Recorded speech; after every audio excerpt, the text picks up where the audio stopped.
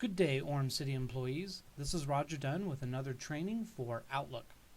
Today we will be looking at the broad subject of contacts in Outlook and how you can manage them and do lots of things with the people that you regularly and really don't regularly email. What we're going to do is we're going to start with a sample email. So let me bring that up. I'm going to do a new email message. Again, I'm using Outlook Desktop 2013. And in this scenario, I'm going to email somebody that I don't normally email. Actually, somebody that I haven't emailed since we moved to Outlook. And that is Brandon Nelson, our accounting division manager. So as I type Brandon, I can see that my only other suggestion is Brandon Stocksdale, who works in development services. So one would wonder, well, how do I email Brandon? Well, if I type Brandon's whole name, I can let Outlook figure it out for itself. When I do that, that means that I'm going to wait a period of time and start typing my email and let that be resolved. See? It just went to Brandon C. Nelson, it underlined it, and knew who I meant.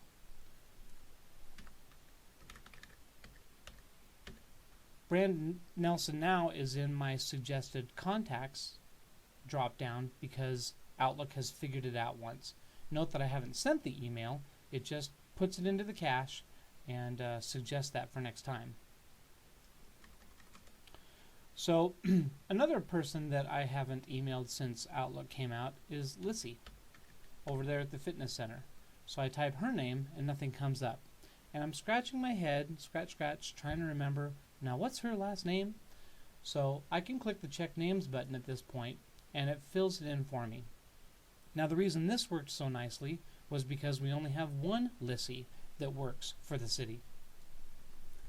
I'm then going to try another name where there might be more than one conflict. Let's try Jason. Jason Bench and Earl I've emailed before, but not Jason Acree. If I click on Check Names, it's going to want to know, wait, what Jason do you mean? And now I can pick Jason Acree, click OK, and it fills that in for me. Now the Check Names button is very handy because it lets you make sure you know before you send the email who it's going to. If you were to press send and you had names that were not underlined, then it would figure out as soon as it sent the email, and it may or may not have guessed the right person. So I highly recommend the Check Names button. Another way to get a name in the list is to click on To, which will open your global address book. By default, it presumes that you want to see everybody that works for the organization, or Orem City. But you can drop down this list and see your other contact lists.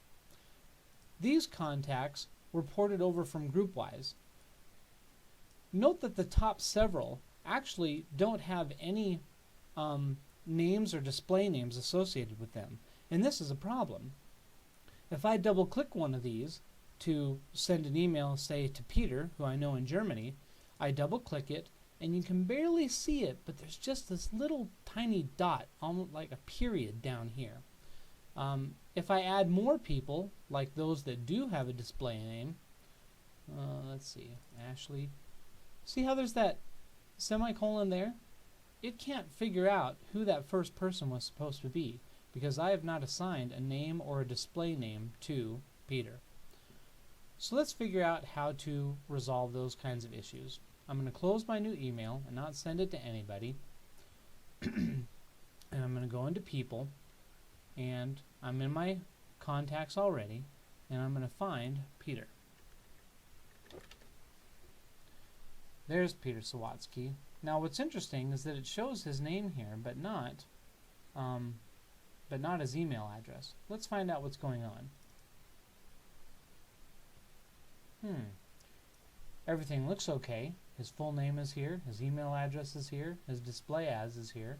So we have to figure out, well, why is Outlook not finding his full name? Normally, and I really do mean normally in most cases, it's the file as property that's missing or the display as property that's missing. File as is really easy to fill in because once you have the full name up here, it appears as a choice in the drop-down menu. You may even get options where the last name is first, and it may or may be missing in a middle initial. The display as, though, usually I just copy and paste that. So I'm going to pretend as if I'm making a change. I'm not really. And I'm going to save and close that and see if it improves my address book. I'm going to click on the home button and I can get to the address book here. I don't need to open a new email to get there. I'm going to switch to contacts and see if that improved things. Well, well, well.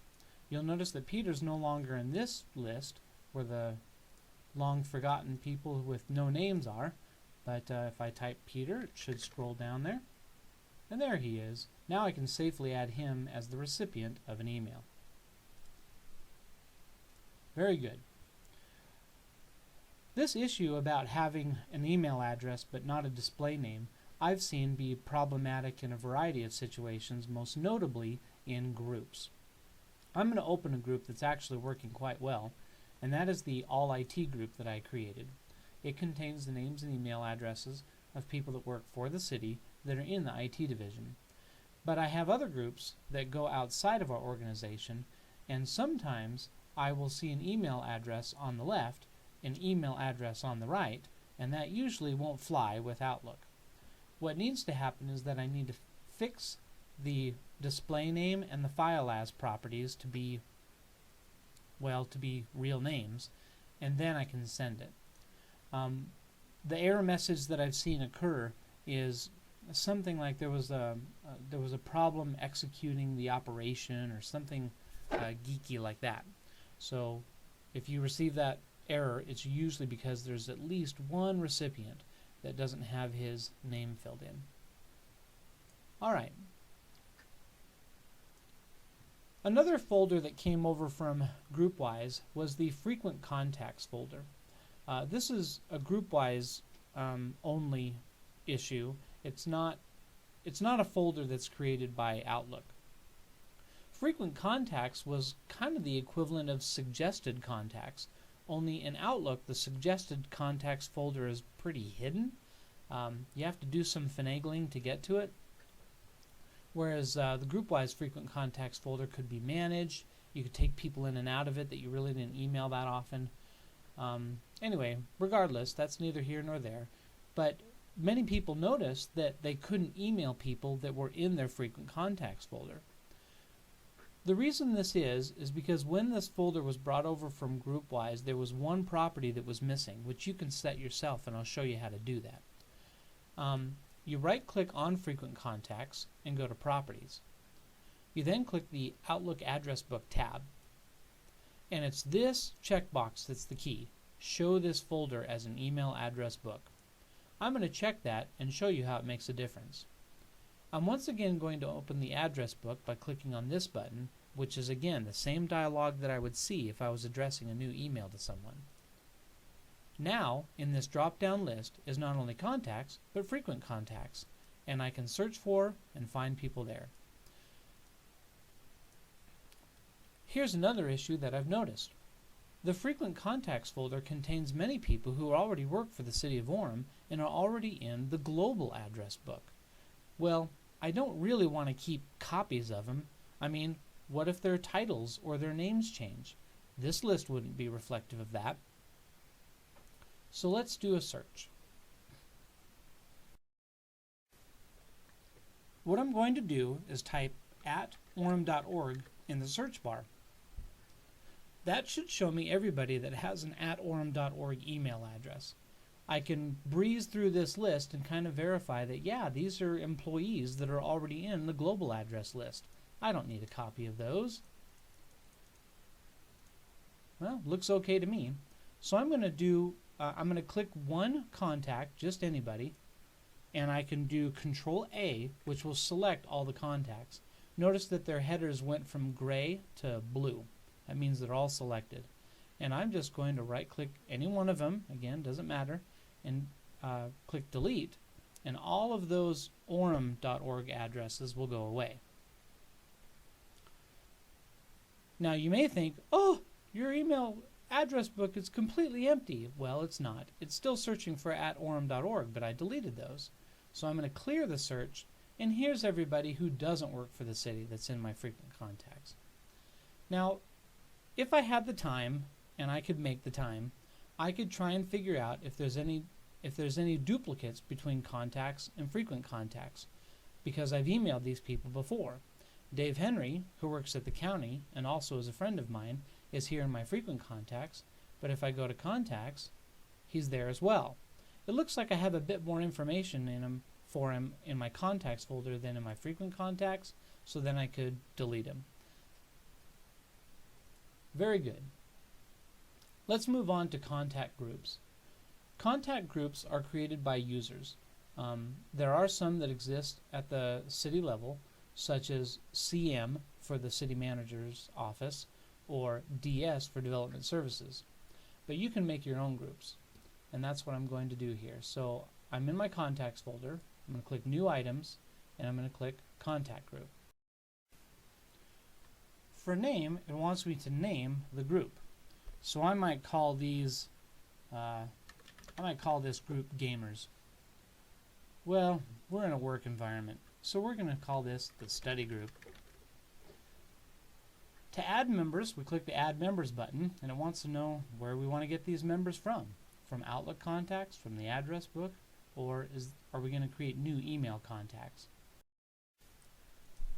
The first two options, from Outlook contacts and from address book, really open the same dialog, but they just choose a different book from the drop-down list. See here it picks contacts for me, and here it chooses the global address list. But I can still switch over to contacts or frequent contacts or wherever in order to get my email addresses. So I'm going to go into my contacts and add one of these emails for which I have not properly registered it. I double-clicked it. It added the little period down by members. I'm going to just go choose some other random people.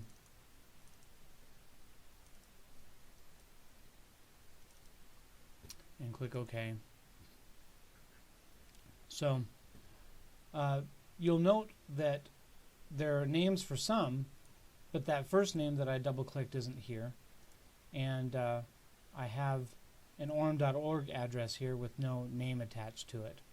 It may well be that this email, an email to this group wouldn't send because of that fact. Double-click, shows me the properties. Yes, it does show a full name, file as, and display as, but maybe it just needs to be saved. Anyway, these are some troubleshooting tips that should help you if you're sending to a group and it's not working. But this is also how to create a new group, one that is not ported over from GroupWise, and do things there. Alright, I don't want to save my changes. But I did want to mention that there is a difference between contact groups and contact folders. A contact group is what we had just created, well, almost created, and you can send an email to a group by its name. But some people choose to organize their contacts in folders. So I'm going to show you that. I'm going to right-click on Contacts and choose New Folder. And I might choose, let's see, what would be a good description for a contact folder. This might be the, well,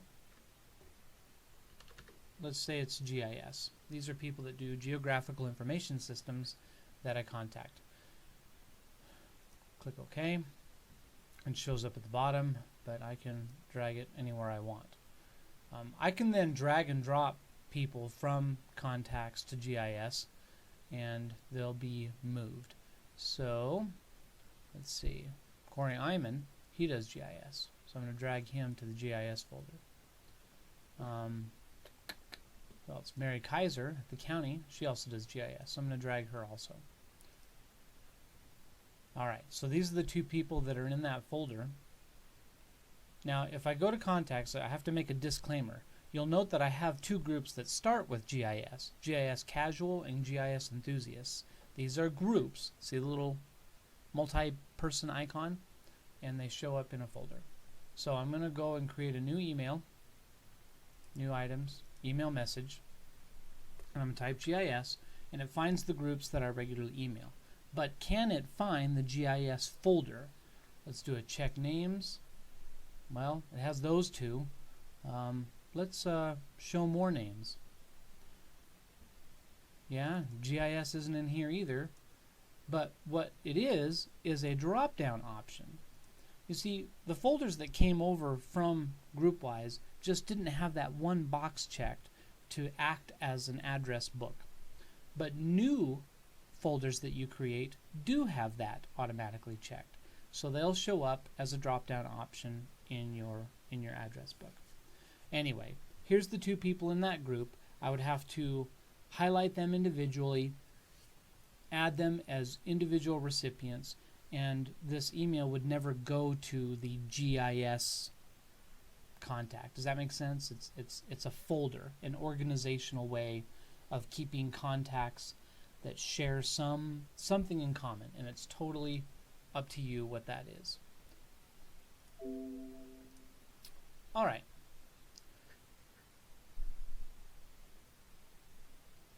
The last thing I'll show you is creating a new contact. There are lots of things that you can put in about a contact, but do not forget the full name, the file as, and the email and display as. Everything else is optional. You can add different kinds of phone numbers to the contact, and you can add multiple types of contact information. Typically what I do is I'll get a business card from somebody and use the information on the business card to fill out the form. A lot of contact cards have faxes. They'll have web pages. The address of the company will be listed. You can map it, which I believe uses Bing Maps. You can create a whole section of notes. I've used notes to remind myself how I met somebody. For instance, Dana. I haven't talked to Dana in several months, but I reminded myself how I met her and the all of her contact information, the phone numbers and her web address, things like that. But there are even more fields that you can fill out about a person. If I go to details, I can put in what they do, what they go by. Maybe Joseph is their given name, but maybe they go by Joe. Or you get the picture. You can put in so much information. And all of it's searchable as well. So, let's presume that I can't remember Dana's name because it's been a while, and I can't remember the name of her company because it's so close to American Express. But let's say that I remember that that her company is based in Texas, TX. I can go into my contacts, and I'm just going to search TX. Well, there they are, Dana and Jeff. They're the only two contacts I have that are in Texas, and it brought them up right away.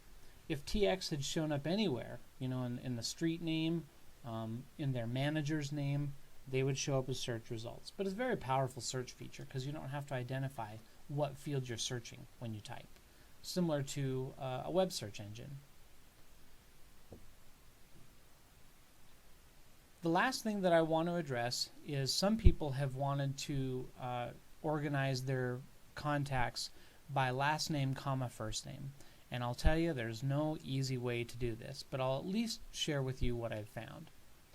If you go to File, and I believe it's in Account Settings, in Address Books, you will probably have one, maybe two address books listed here.